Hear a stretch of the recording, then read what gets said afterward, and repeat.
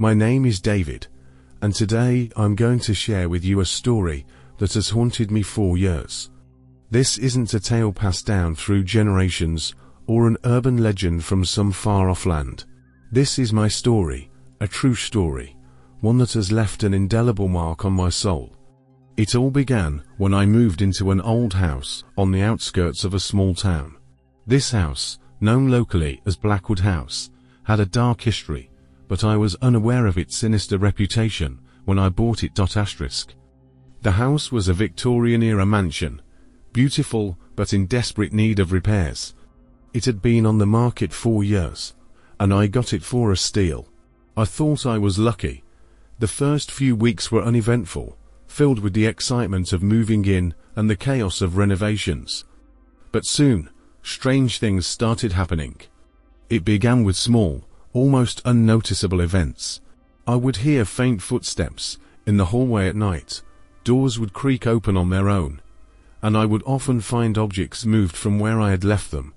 At first, I brushed it off, attributing it to the house settling or my own absent-mindedness. But the occurrences grew more frequent and more disturbing. One night, I was jolted awake by the sound of whispering. It was faint, almost inaudible, but unmistakably human. I lay in bed, straining to hear the words, but they were too garbled to make out. The whispering continued for what felt like hours before fading away. I was too terrified to sleep after that, my mind racing with thoughts of intruders or worse, something supernatural. The next morning, I found muddy footprints leading from the front door to the basement. I lived alone and had no pets, so there was no explanation for them. The basement door was ajar, and a cold, damp smell wafted up the stairs. I gathered my courage and went down to investigate. The basement was dark and musty, filled with old furniture and boxes left by previous owners. As I searched the room, I noticed a small door at the back of the basement, one I had not seen before. It was partially hidden behind a stack of crates. The door was locked, and I didn't have a key. Intrigued and a bit unnerved, I decided to leave it for another day. But that night, the whispering returned, louder and more insistent. It seemed to be coming from the walls themselves. I couldn't make out the words, but the tone was pleading, desperate. Sleep was impossible, and I spent the night pacing the house, trying to find the source of the voices. Over the next few days, the activity escalated. I would find furniture overturned, windows opened that I knew I had closed, and an overwhelming sense of being watched. One evening, as I was cooking dinner, the lights began to flicker, and a cold breeze swept through the kitchen. I turned around and saw a shadowy figure standing in the doorway. It was only there for a second before vanishing, but it was enough to make my blood run cold. I decided to do some research on the house, hoping to find some explanation for the strange occurrences. I went to the local library and dug through old newspapers and town records. What I found was a chilling history of Blackwood House. The house had been built in the late 1800s by a wealthy businessman, Thomas Blackwood. He lived there with his wife and 2 children.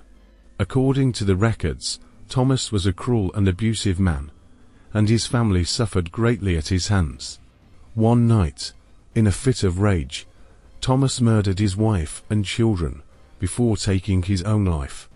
Since then, the house had been plagued by tragedy. Every family that moved in experienced strange and often violent phenomena. Some even claimed to have seen the ghost of Thomas Blackwood roaming the halls, his eyes filled with anger and sorrow. Armed with this knowledge, I returned home, determined to confront whatever was haunting my house. I went back to the basement and pried open the small door I had found earlier. Inside was a tiny room, no bigger than a closet. It was empty except for a dusty old journal. I took the journal upstairs and began to read. The journal belonged to Thomas Blackwood's wife, Mary. Her entries detailed the horrors she and her children endured at Thomas's hands. The final entry was written on the night of their deaths. Mary wrote about Thomas's increasing madness and her fear for their lives. She begged anyone who found the journal to forgive her for not being able to protect her children. As I finished reading, the temperature in the room dropped suddenly, and I felt a presence behind me. I turned around and saw the ghost of Mary Blackwood. She looked just as she had described herself in the journal, with long dark hair and sad, haunted eyes. She reached out to me, and I felt a wave of sorrow and despair wash over me. Mary's ghost began to speak, her voice a soft whisper. She told me that her husband's spirit was trapped in the house, filled with rage and unable to move on. She begged me to help her free him, to end the cycle of violence and pain that had plagued Blackwood House for over a century. I didn't know how to help her, but I promised I would try. Over the next few weeks, I researched ways to cleanse the house and release trapped spirits. I performed rituals, burned sage, and even brought in a priest to bless the house, but nothing worked. The activity only grew more intense, and Thomas's spirit became more violent. One night, as I was performing another cleansing ritual, I heard a scream from the basement. I ran downstairs and found Thomas's ghost, more solid and terrifying than ever before. He lunged at me, and I felt a searing pain as his hand passed through my chest. I collapsed, gasping for breath, and darkness engulfed me. When I woke up, I was in a hospital bed. A neighbor had found me unconscious and called an ambulance. The doctors couldn't explain what had happened to me, but I knew. I knew that Thomas's spirit had tried to kill me, to keep me from freeing him. I also knew that I couldn't go back to Blackwood House. I sold the house and moved far away, hoping to leave the horrors behind. But even now, I can still hear the whispers at night, feel the cold touch of Thomas's ghost. I don't know if I'll ever be free of Blackwood House's curse, but I hope that by sharing my story, I can warn others. Sometimes, the past refuses to stay buried, and the dead are never truly gone. Hello, my name is Sarah, and today I'm going to share a story that has haunted me for years. It's a true story, one that I've tried to forget but can't. It all started when I was in college, and a group of friends and I decided to explore an old, abandoned asylum on the outskirts of town. This place was called Ravenwood Asylum, and it had a dark and twisted history. Ravenwood Asylum was built in the early 1900s and was notorious for its cruel treatment of patients.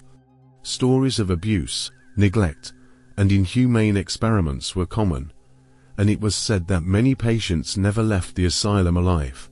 The place was eventually shut down in the 1960s, but the rumors and ghost stories continued. Locals claimed that the spirits of the tormented patients still roamed the halls, seeking revenge on anyone who dared to enter. One night, fueled by a mixture of boredom and curiosity, my friends and I decided to investigate the asylum. We were a group of 5: Mark, the fearless leader of our group; Jenny, the skeptic; Alex, the prankster; Lisa, the sensitive one; and me, the curious but cautious observer. Armed with flashlights, cameras, and a Ouija board for added thrill, we set off on our adventure. The asylum was located deep in the woods, and getting there was an adventure in itself.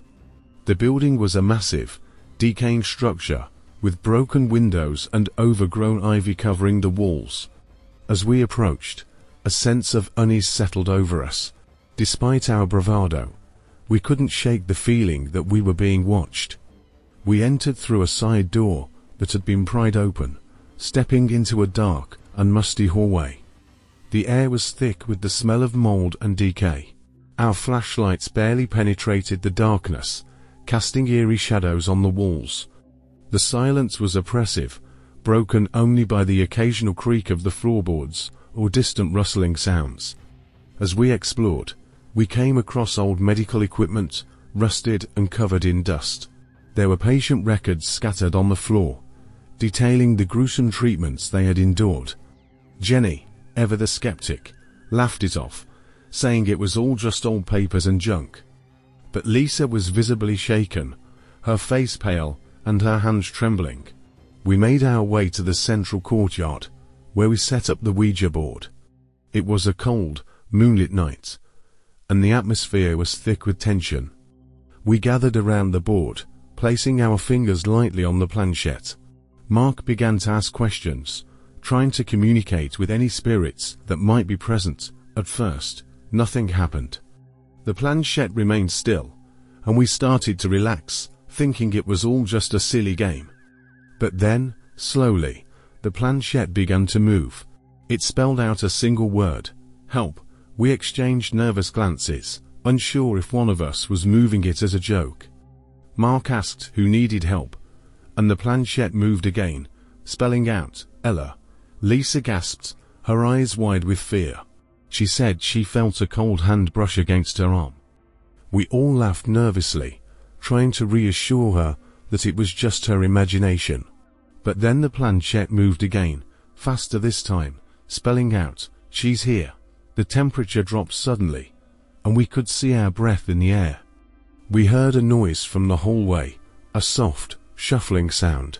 Our flashlights flickered, and we saw a shadowy figure standing at the end of the hall. It was a woman, dressed in a tattered hospital gown, her hair matted and wild. Her eyes were hollow, and she stared at us with a look of utter despair. Lisa screamed, and the figure vanished. Panic set in, and we decided it was time to leave. We hurried back the way we came, but the hallways seemed to twist and turn in ways they hadn't before. It was as if the asylum itself was trying to keep us trapped. We could hear whispers all around us, faint and indistinct, but filled with malice. As we ran, we passed a room with the door slightly ajar. Inside, we saw a flickering light. Despite our fear, curiosity got the better of us, and we peeked inside. The room was filled with old medical equipment, and in the center was an operating table. On the table lay a woman, her body strapped down, her face contorted in pain. It was the same woman we had seen in the hallway. She looked directly at us and whispered, "Help me." Her voice was weak, filled with desperation. We tried to approach, but the door slammed shut, and we heard the sound of locks clicking into place. Trapped in the hallway, we could only watch through the small window as the woman writhed in agony. Then, just as suddenly as it had appeared, the room went dark, and the woman was gone. We finally found our way back to the entrance and burst out into the night, gasping for breath. We didn't stop running until we were back in the safety of our dormitory. We never spoke of what happened that night again, each of us dealing with the trauma in our own way.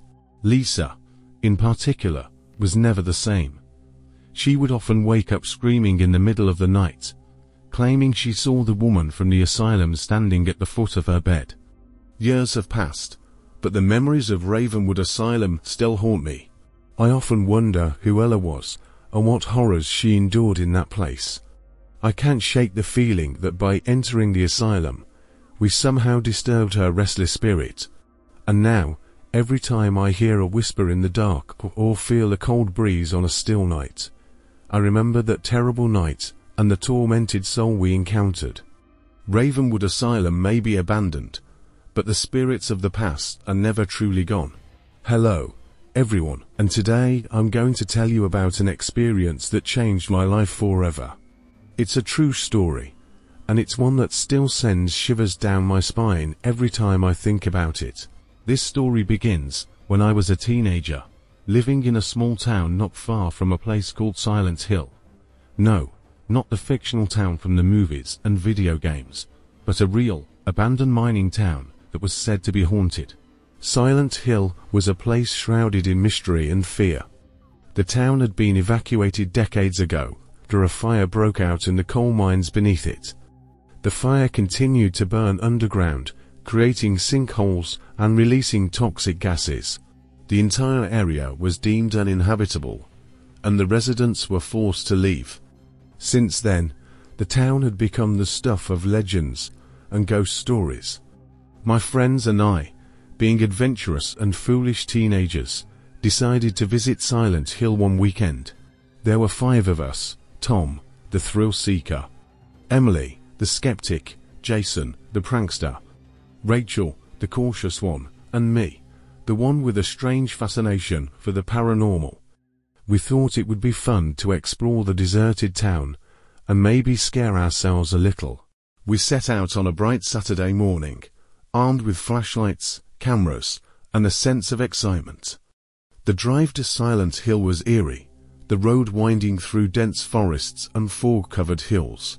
As we approached the town, the air grew colder, and the fog thickened, enveloping us in a blanket of white. The sign at the town's entrance was barely visible through the mist, but we could make out the words, "Welcome to Silent Hill." The town was exactly as we had imagined, deserted, decaying, and silent. The buildings were falling apart, covered in vines and graffiti. The streets were cracked and overgrown with weeds. It felt like stepping into another world, one that had been forgotten by time. We wandered through the streets, exploring abandoned houses and shops, taking pictures and laughing nervously at every creak and groan. As the day wore on, the fog grew thicker, and the atmosphere became more oppressive. We decided to explore the old school, one of the largest buildings in the town. The school was in worse shape than the other buildings, with broken windows and doors hanging off their hinges. The inside was dark and musty, the air filled with the scent of mold and decay. We made our way through the hallways, our flashlights casting long shadows on the walls. The silence was deafening, broken only by the sound of our footsteps and the occasional drip of water. We reached the gymnasium, a large, open space with a collapsed ceiling and debris scattered everywhere. In the center of the room was a strange symbol painted on the floor, one that none of us recognized. Emily, the skeptic, laughed and said it was probably just a prank by some other visitors. But as we stood there, we began to hear a low, rumbling sound, like the growl of a distant engine.